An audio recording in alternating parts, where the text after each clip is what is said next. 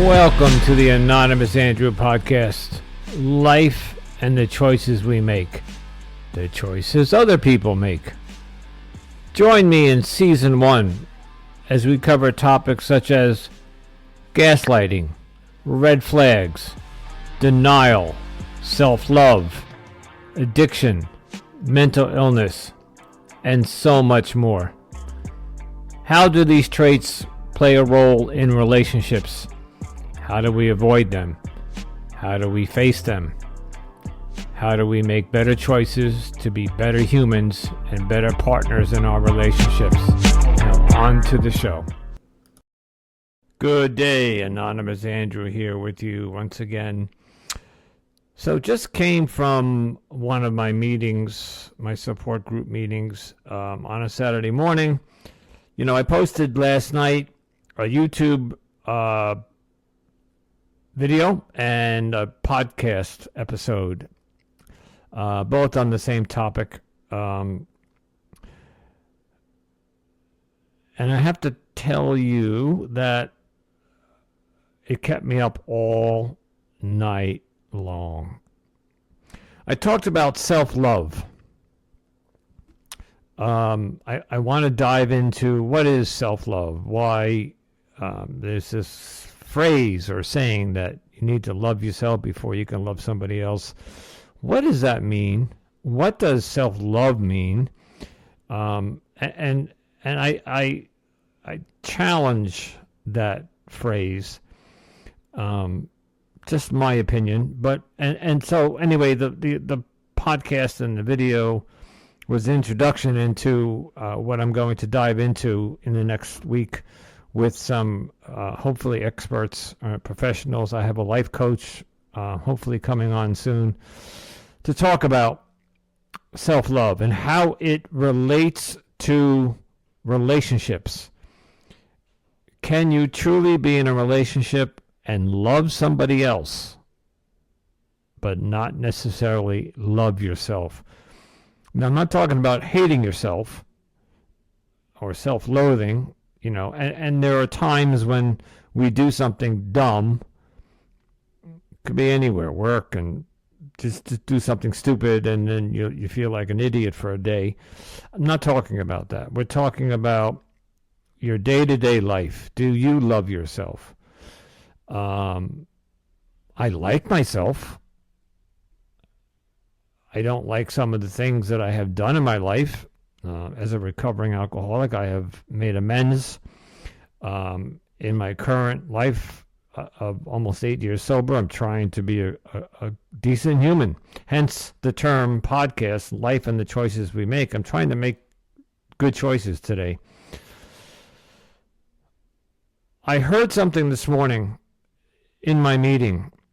It's again, you know, I bring up phrases and cliches and stuff, and this isn't anything new or earth-shattering, but when I heard the term, I'll say it in a moment, but when I heard the term,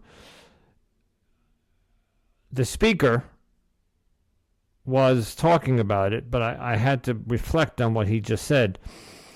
And here's the phrase: hurt people hurt people. Okay, so it's how you say it so you can understand it. Hurt people hurt people. What that means is people that have been hurt in their life, could be childhood, could be an adult, but they've been traumatized and hurt in their life, they tend to then go on to hurt other people. There's a therapeutic term for that, I think. I'm going to find out what that is, but I think we're going to, along with the self-love episode that I'm going to be putting together, I'd like to look into hurt people hurt people. Why do people who are hurting or have been hurt go out and hurt other people? And I've said this a half a dozen times, and I'm going to keep saying it because I have to keep processing it. The last relationship I was in, she hurt me very badly. but she was also a victim of trauma in her childhood, in her teenage years, and then in her adult life. She was a victim of hurt. So she then turned around and inflicted that hurt onto me. I don't know if it was subconscious. I don't know if it was intentional. I don't think she got into the relationship saying, oh, here's a nice looking guy and I'll date him, but I'm going to hurt him. I don't think that's what her intentions were. But I think as the relationship progressed, a natural something just changed in her interaction with me, where she began to do things in her life that would, and again, I said this I have a dozen times, what you do in your own private life is your business. If you're single, if you're with somebody and in love with them and you're committed, you don't do certain things in your, whether it's your private life or not. You know, the day that I found out about what she was doing, I called a friend of hers and I said to her, do you know that she's doing XYZ? And the woman came back to me and she said, that's none of your business. It's her private life. And I said, no, it's absolutely my business, because she's having sex with other people in this activity that she's doing, that she's engaged in a business adventure. It's hurting me, and it's not appropriate. It hurt to find out that she was doing this. I might be beating a dead horse here, folks. I get that. And for those loyal followers that are listening to me, I got no sleep last night. I recorded this episode about self-love last night. I got off about 9 o'clock, and I told everybody, hey, I'm going to go to bed with some chocolate chip cookies and watch some TV and have some self-love. Do you know it wasn't until 2:30 in the morning until I fell asleep? I could not get this whole concept out of my head. And 20 milligrams of melatonin and one other medication that is supposed to help me sleep, could not fall asleep because that brain spinning, that hamster wheel was just going and going and going. And I woke up this morning. I had to get up early because I had an interview this morning, which I posted everywhere. I was interviewed by Blog Talk Radio, I think it's called. And I posted it on my Instagram. Yeah, go listen to it if you can find it. It's on my Instagram. So I had to get up early this morning, and I was a wreck. You know, I was up at 7, and I had my support meeting at 10, but there was a lot I had to do this morning to get us. So I had to get up early and take care of some things, but it was a disaster that I got 5 hours sleep. Thank God it was the weekend, and you know it's Saturday, and I have some things to do. But you know, at 3 o'clock, if I want to, I can crawl into bed and take a nap. No big deal. But had this been a weekday, it would have been horrible. And when I got to my meeting this morning, I ran into my sponsor, and after the meeting, he came up to me and he said, "Are you okay?" And I said, "Why do you ask?" He says, "I can see it all over your face. You're wearing it." And I said, "No, I'm not. I didn't get a lot of sleep last night." And he says, "Yeah, I can see it." 6 months post breakup, and I'm still struggling with this, folks. I just don't. The rational, intellectual, educated side of my brain is like done. I so want to move on and just go on with my life. and I'm doing that in different aspects with this podcast and my job and in my social life. I'm moving forward, and I'm having much better days than I used to have months ago. But this is like a setback. It's not being able to sleep. There are people in this world who get 4 hours or 6 hours or whatever amount of sleep, and they can function. It is not of my bio makeup to get not a lot of sleep. I need minimum 7 hours, optimally 8 hours, and like it would be great to get 9 hours for my next day to be productive. And yeah,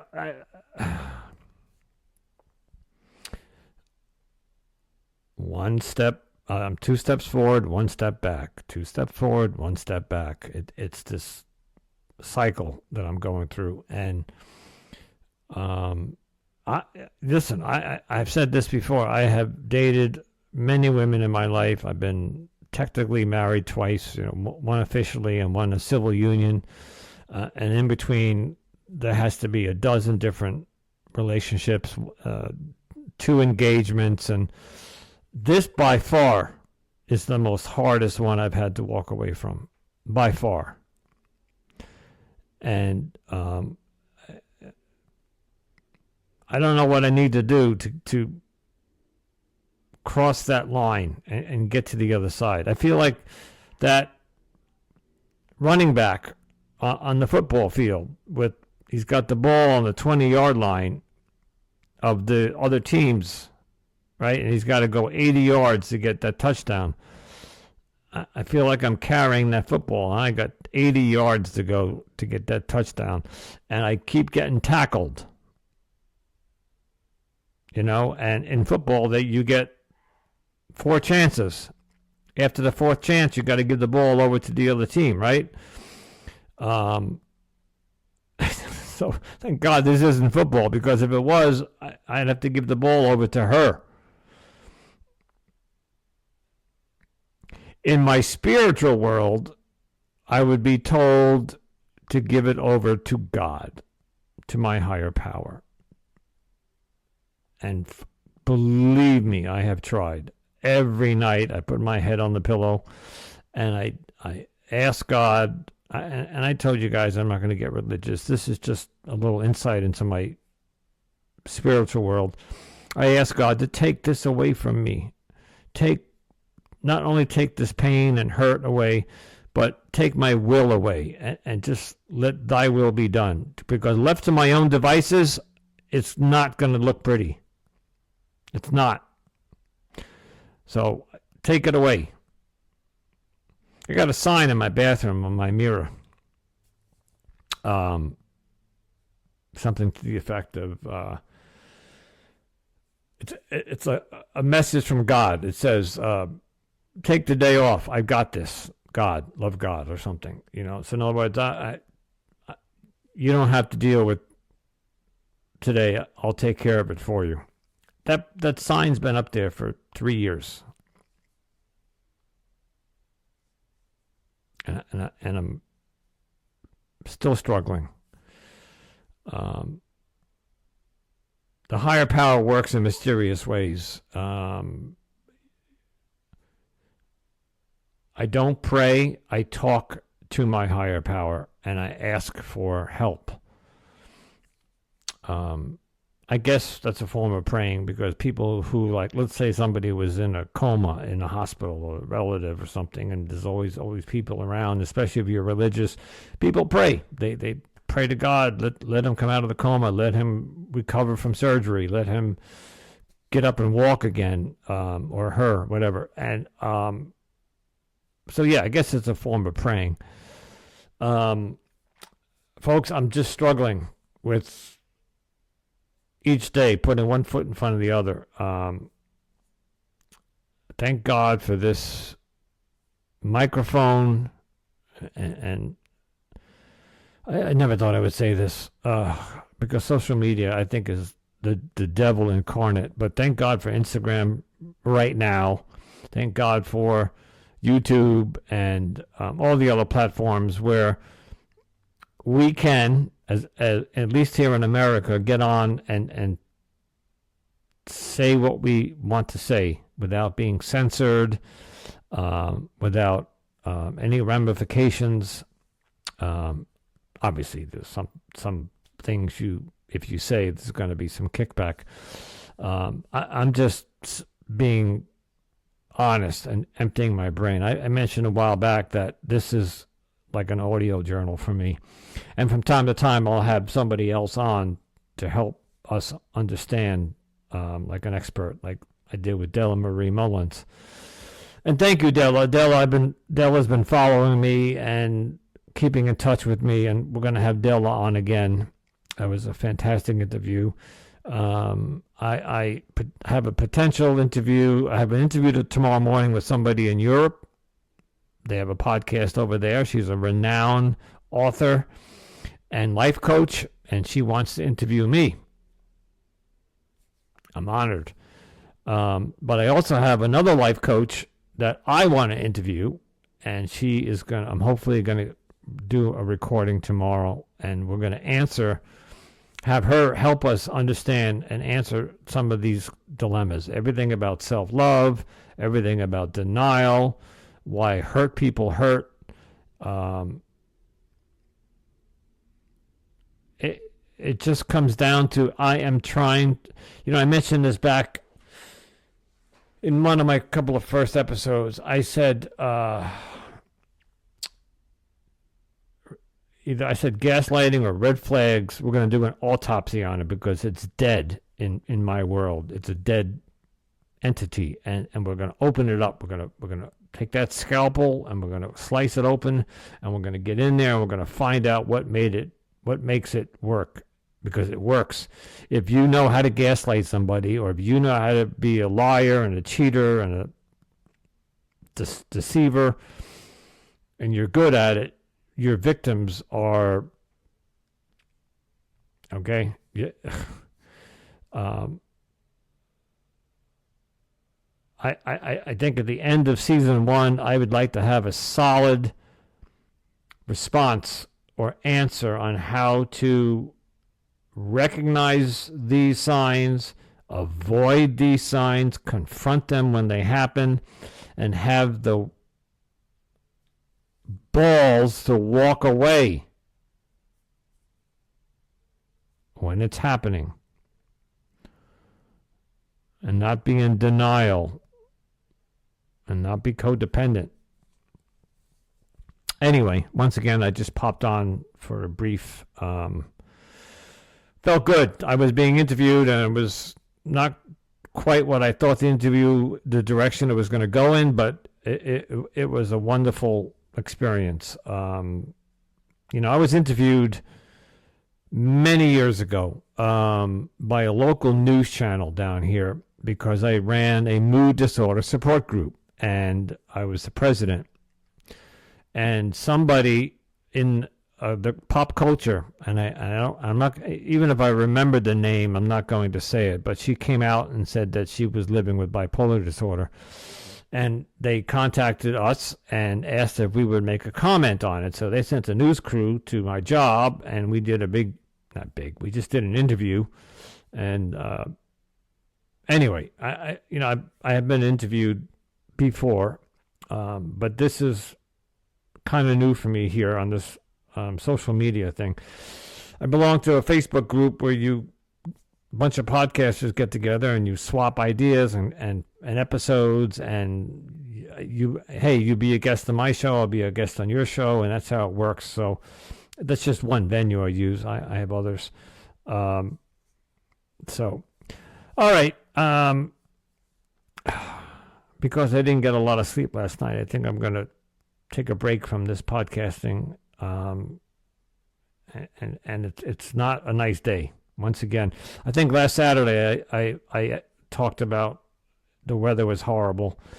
It was beautiful this week. We had a couple of nice days in the 60s and 70s, but then today it's like 40.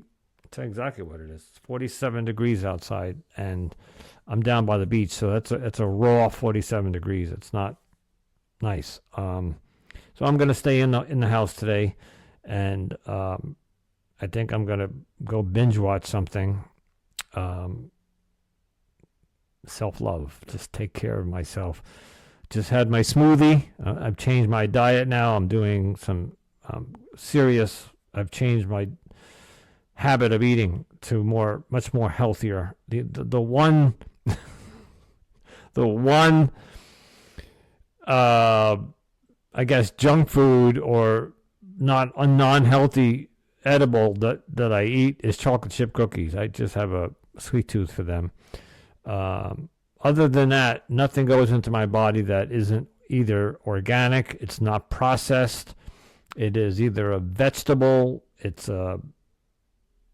organic. I do eat meat, but mostly chicken and fish, mostly fish. But I realize I'm not getting enough fruits and vegetables. So I'm anyway, I'm rambling. Folks, have a great Easter. You're probably not going to see this until after Easter, so have a great summer, whatever is coming up. All right? Anonymous Andrew, if it feels good, do it, but please choose wisely. Ciao.